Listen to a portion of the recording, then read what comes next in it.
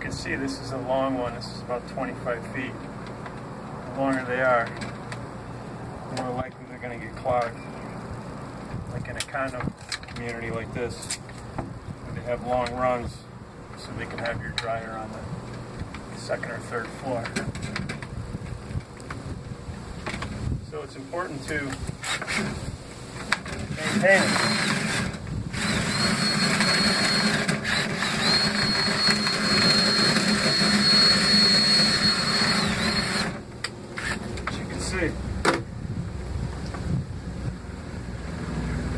Today we're at Meadow Brook community.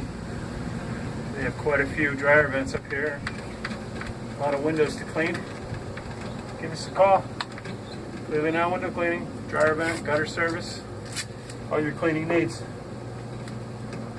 Thanks for watching. After we're done with this, we'll go inside and we'll pull the dryer, clean behind there, check behind there, clean the lint screen, and then we'll be done.